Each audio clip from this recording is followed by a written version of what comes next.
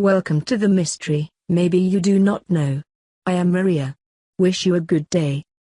The reincarnation of the British woman self-proclaimed from ancient Egypt. The story of Dorothy Louise's past life consumes a lot of scientific and research ink.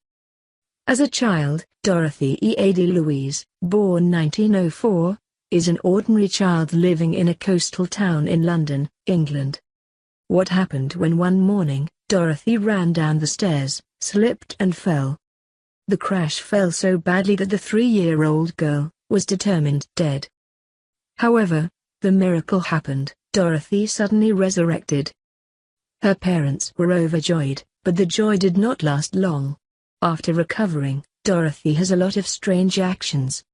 She refused to sing the hymn, making a comparison between Christianity and ancient Egypt.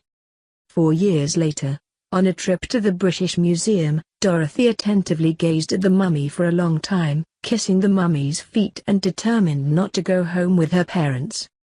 She pointed at a picture and said, "That's my house." She said she came from ancient Egypt and wanted to return home to her true self. Later, Dorothy joined a group of ancient Egyptians. Finally, she came to Cairo, married a man here and gave birth to a child. However, the marriage did not last long because she often fell into a hypnotic state and scribbled hieroglyphs.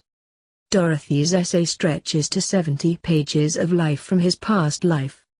In his writings, Dorothy describes himself as born of ancient Egypt as Bent Reshet and grew up as a nun in the Sultan temple. At the age of 14, Pharaoh Seti fell in love and had a baby with her. However, due to the vow of veneration of monks, Bent Reshet committed suicide to prevent Seti from being involved. At first, everyone thought that Dorothy was a madman. However, after all, they were convinced that the story was real.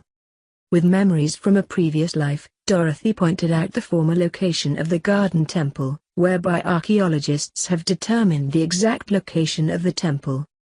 She also pointed out in the temple there is a secret passage in the north. In addition, Dorothy said under Seti I the library was a library vault with religious and historical references. Later on, Seti, the name that honors people for her, lives in the Temple of Abydos in a small village. Thanks to her, this place became a tourist attraction when visiting Egypt. In 1981, Seti died. To this day, the story of Seti is still a mystery of the world.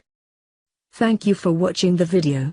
Please like and subscribe to follow other videos. Goodbye and see you again.